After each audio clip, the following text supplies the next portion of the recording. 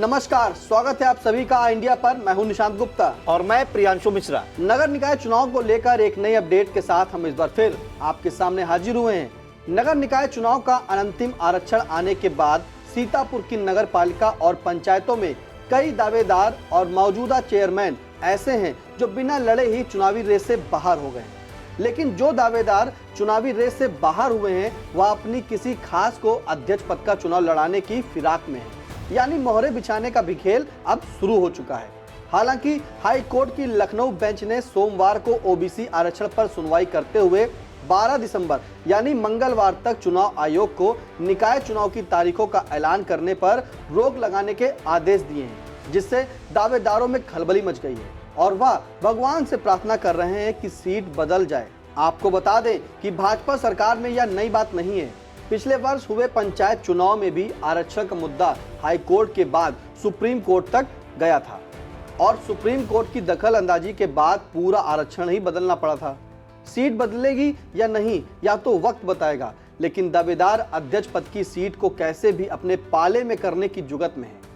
यही कारण है कि टिकट क्लियर न होने के बाद भी दावेदार मतदाताओं की डेहरी चूम रहे हैं और मीटिंग भी आयोजित कर रहे हैं। आज हम बात करेंगे नगर पंचायत मोहाली की। नगर पंचायत मोहाली की सीट पर अनुसूचित जाति के खाते में चली गई है।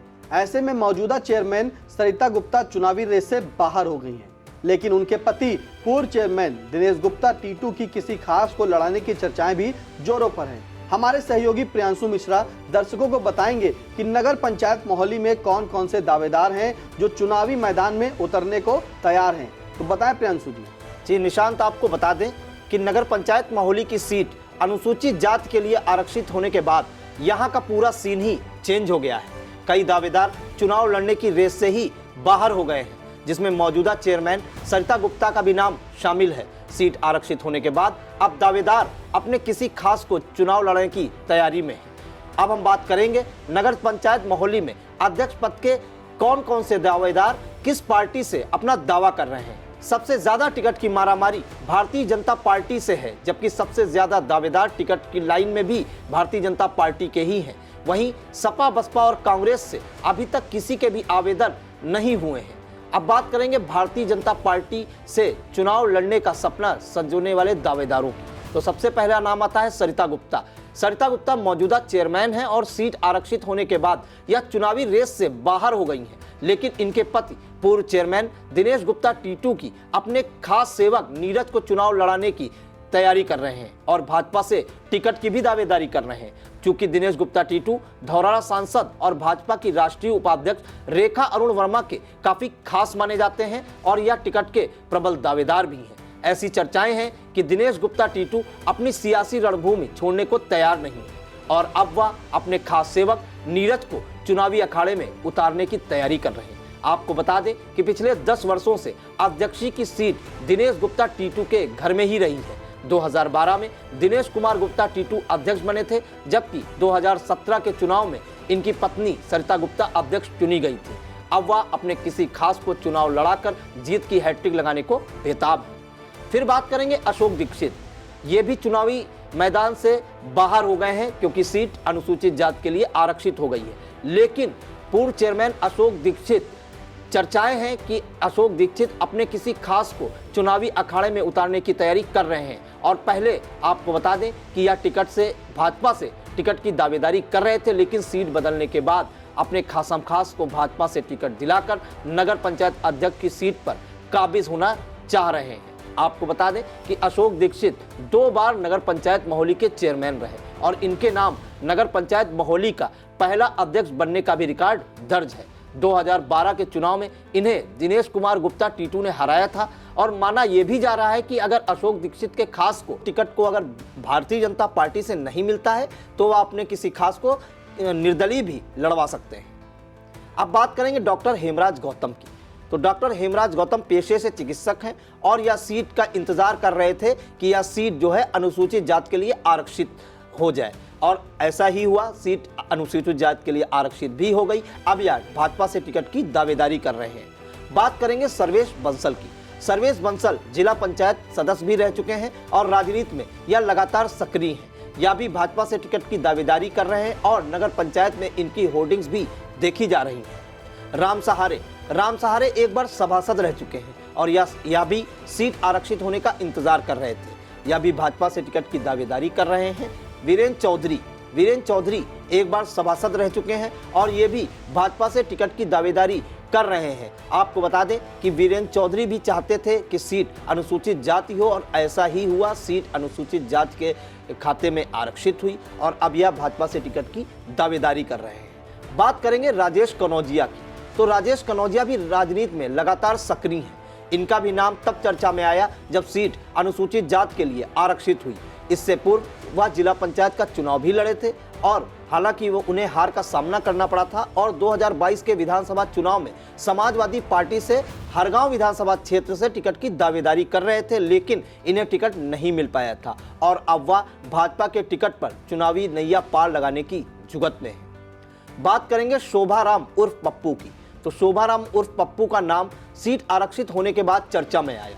यह मौजूदा ब्लॉक प्रमुख महोली जगदीश भार्गव के रिश्तेदार हैं और भाजपा से टिकट की दावेदारी कर रहे हैं। धर्मेंद्र कनौजिया पूर्व सभासद रहे हैं और मौजूदा समय में इनकी पत्नी सभासद हैं। यह भाजपा के सिंबल पर चुनाव लड़ना चाह रहे हैं। इनका भी नाम तब चर्चा में आया जब सीट अनुसूचित जाति के लिए आरक्षित हो गई। फिर बात करेंगे संतोष गौतम की। संतोष गौतम करीब 25 वर्षों से सामाजिक कार्यों में सक्रिय हैं। 2010 में क्षेत्र पंचायत सदस्य भी रहे और क्षेत्र निर्माण समिति पिसावा के भी अध्यक्ष रहे। 2015 में इन्होंने जिला पंचायत सदस्य का चुनाव लड़ा और उन्हें हार का सामना करना पड़ा। इनका महोली में एक पेट्रोल पंप भी है और यह भी भाजपा से टिकट की दावेदारी कर रहे हैं। फिर बात करेंगे हम ओम प्रकाश उर्फ पप्पू और राजीव कुमार उर्फ राजू। आपको बता दें कि ये दोनों सगे भाई हैं और नगर पंचायत महोली अध्यक्ष पद के चुनाव में दोनों ही भाजपा से टिकट की दावेदारी कर रहे हैं। हालिया परिसीमन के बाद महोली की ग्राम पंचायत जलालपुर नगर पंचायत में शामिल हो गई। इस ग्राम सभा के रहने वाले और खंड विकास अधिकारी रहे स्वर्गीय बाबूराम के पुत्र ओम प्रकाश उर्फ पप्पू व राजीव कुमार उर्फ राजू दोनों ही भाजपा से टिकट की दावेदारी कर रहे हैं। आपको बता दें कि स्वर्गीय बाबूराम की पत्नी कलावती देवी लगातार 6 बार ग्राम पंचायत जलालपुर की प्रधान रही हैं। इसके बाद पिछले 2 बार से इनके बेटे ओम प्रकाश उर्फ पप्पू भी प्रधान चुने जाते रहे हैं और मौजूदा समय में भी ओम प्रकाश उर्फ पप्पू जो है प्रधान है, लेकिन परिसीमन के बाद यह सीट नगर पंचायत के खाते में चली गई। इसलिए आपको बता दें कि ओम प्रकाश उर्फ पप्पू भाजपा से टिकट की दावेदारी कर रहे हैं। वहीं इनके सगे भाई राजीव कुमार उर्फ राजू भी भाजपा से टिकट की लाइन में लगे हैं। चर्चाएं यह भी हैं कि यदि ओम प्रकाश उर्फ पप्पू को भाजपा से टिकट न मिला तो वह निर्दलीय ताल ठोक सकते हैं। आपको बता दें कि हाल ही में एक खबर भी मिली है कि दोनों भाइयों में समझौता भी हो गया है और अब राजीव कुमार उर्फ राजू ही भाजपा से टिकट की दावेदारी कर रहे हैं और मौजूदा प्रधान ओम प्रकाश उर्फ पप्पू उनके साथ पब्लिक का समर्थन मांगे देखे जा रहे हैं। अब देखना यह होगा कि ये दोनों भाई आपस में चुनाव लड़ते हैं या एक जो है उनके समर्थन में आता है, या आने वाला वक्त बताएगा। क्योंकि दोनों भाई बिल्कुल एक जैसे थे, दोनों मैदान में तो चर्चा तो होनी थी जी कि दोनों भाई लड़ेंगे, कौन किसको मिलेगा। लेकिन अगर ये पैंसू जब ने बताया कि जब इनको भाजपा का अगर टिकट नहीं मिलता तो ये निर्दलीय टाल ठोक सकते हैं क्या? नहीं, निर्दलीय नहीं लड़ेंगे, भाजपा के टिकट पे ही ये लड़ना चाह रहे हैं। अगर भाजपा से टिकट नहीं मिला तो कोई एक भाई ही लड़ेगा चुनाव में। फिर बात करेंगे सूरज कुमार। सूरज का भी नाम जो है, सूरज कुमार का नाम सीट अनुसूचित जाति होने के बाद ही चर्चा में आया। यह भी भाजपा से टिकट की दावेदारी कर रहे हैं और चुनाव लड़ने को बेताब है। ये तो थे भारतीय जनता पार्टी के प्रत्याशी। अब हम बात करेंगे समाजवादी पार्टी। तो समाजवादी पार्टी की बात करें तो अभी सपा से किसी ने भी आवेदन नहीं किया है। पार्टी के निवर्तमान जिला अध्यक्ष छत्रपाल सिंह यादव से जब जानकारी की गई तो पता चला कि अभी तक यहां से कोई दावेदार सामने नहीं आया है और ना ही किसी ने बायोडेटा दिया है। इससे पूर्व समाजवादी पार्टी से अरुण दीक्षित मोनू चुनाव लड़ने को बेताब थे, लेकिन सीट आरक्षित होने के बाद वह चुनाव नहीं लड़ पाएंगे। माना जा रहा है कि सपा जिसे टिकट देगी उसकी मदद अरुण दीक्षित जरूर करेंगे। और आपको बता दें कि अरुण दीक्षित जो है लगातार जो है समाजवादी पार्टी की मीटिंग में हिस्सा लेते आए हैं, बड़े बड़े आंदोलनों में भी इन्होंने भाग लिया और युवाओं में इनकी खासी पैठ मानी गई है। सोशल मीडिया पर भी अक्सर जो है मोनू दीक्षित जो हैं चर्चा में रहते जी, हैं। सोशल मीडिया पे भी ये जो है काफ़ी एक्टिव रहते हैं और युवाओं का साथ इनके साथ जो है युवाओं का है। अब ये भी मना रहे होंगे कि चूंकि एक रिट दायर हुई है और हाईकोर्ट ने रोक भी लगा दी है चुनाव तारीखों की घोषणा के ऐलान पर, तो ये भी भगवान से मना रहे होंगे कि किसी तरह सीट जो है बदल जाए, सामान्य सीट हो जाए। तो प्रियांशु जी, जैसे सपा में अभी तक दावेदारी नहीं की और भाजपा में बहुत ही लंबी लाइन लगी है, ऐसे में क्या माना जाए? अब देखा जाए तो भारतीय जनता पार्टी का अगर देखा जाए तो सबसे ज़्यादा अभी तक जो एक्टिव पार्टी है वो भारतीय जनता पार्टी ही मानी गई है। आप देखें कि करीब 2 महीने पहले ही उन्होंने नगर निकायों के प्रभारी भी नियुक्त कर दिए गए थे। लगातार उनकी प्रदेश स्तर पर जो है मीटिंग्स हो रही हैं, जिला स्तर पर भी मीटिंग हो रही है और प्रदेश स्तर पर बड़े बड़े नेता जो है मीटिंग्स में भाग भी ले रहे हैं। तो और जो है लोकसभा की बात करें या विधानसभा की बात करें, दोनों जगह भारतीय जनता पार्टी की सरकार है और भारतीय जनता पार्टी जो है ये चुनाव जो है 2024 के लोकसभा चुनाव से पूर्व सेमीफाइनल के तौर पर देख रही है। तो हर कोई आश्वस्त है कि जो है भारतीय जनता पार्टी का अगर सिंबल मिल गया तो जीत पक्की है। और बता दें कि पिछला चुनाव जो मौजूदा चेयरमैन है सरिता गुप्ता, उन्होंने भारतीय जनता पार्टी के सिंबल पर जीता भी था। तो यही कारण है कि जितने भी दावेदार हैं वो भारतीय जनता पार्टी की ओर उनका जो है रुख है, वो चाहते हैं कि किसी तरह भारतीय जनता पार्टी का वो सिंबल पाएं। तो भारतीय जनता पार्टी में जो है टिकट की दावेदारी के लिए लंबी लाइन लगी है, वहीं सपा में अभी तक दावेदारी नहीं की। तो प्रियांशु जी बताएं, कांग्रेस और बहुजन समाजवादी पार्टी का मोहाली में कोई दावेदार? अब हम बात करेंगे, जैसा कि आपने बताया कांग्रेस और बहुजन समाज पार्टी, तो यहाँ भी सूखा पड़ा है। कांग्रेस और बसपा से किसी ने भी आवेदन नहीं किया है। कांग्रेस के जिलाध्यक्ष उत्कर्ष अवस्थी से जब बात की गई तो उन्होंने बताया कि मोहाली से अभी तक कोई भी नाम या दावेदारों के नाम उनके पास नहीं आए हैं, ना ही कोई बायोडेटा आया है।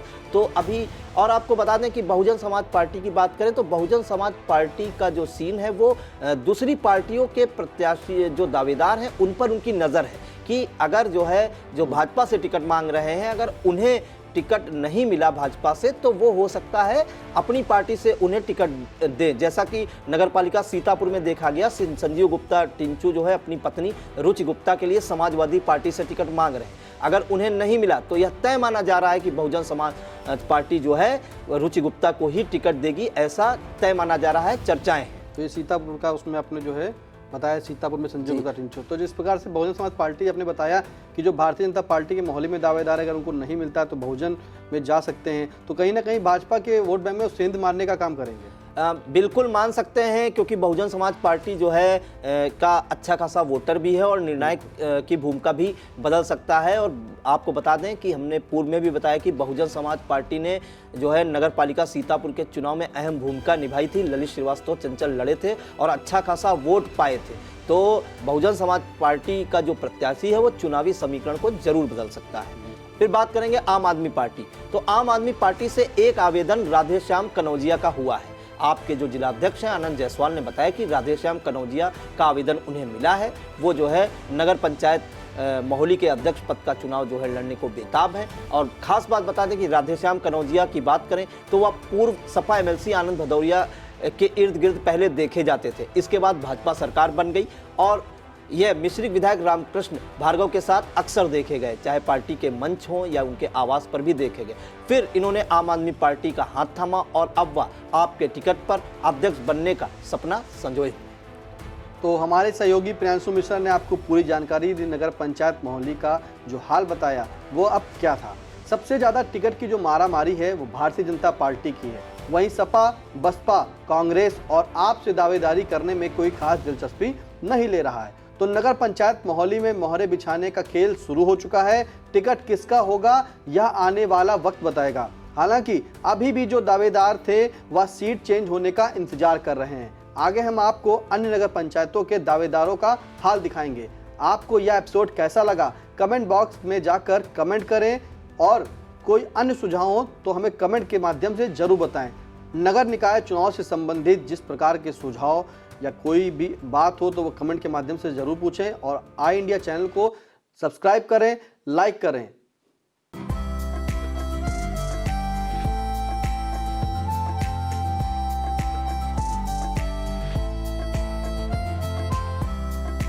चुनावी सफर में हिचकोले खा रही निकाय की नैया। वोटर बनेंगे आखिर किसके खवैया। बच चुका है चुनाव का बिगुल, तय हो चुकी है उम्मीदवारों की दावेदारी। लाखों की आवाम चुनेगी शहर की सरकार, किसके सिर सजेगा जीत का ताज। खूब हो रहे चुनावी वादे, नेताजी जा रहे वोटरों के द्वारे। 6 नगर पालिका 5 नगर पंचायतों का होगा फैसला। चेयरमैन पार्षदों की तय होगी तकदीर। निकाय चुनाव का महाकवरेज लेकर आ रहा है आई इंडिया। निकाय की नैया में देखे वोटरों की पसंद। शहर की सरकार में जानेंगे निकायों का हाल। वार्डों से लेकर निकायों तक होगा सबसे सटीक विश्लेषण। तो हर रोज देखते रहिए सबसे भरोसेमंद न्यूज चैनल आई इंडिया। दर्शकों के प्यार से बनी बात, मिला 80,000 सब्सक्राइबर्स का साथ। कम समय में 1.5 करोड़ से भी अधिक दर्शकों ने देखा आई इंडिया।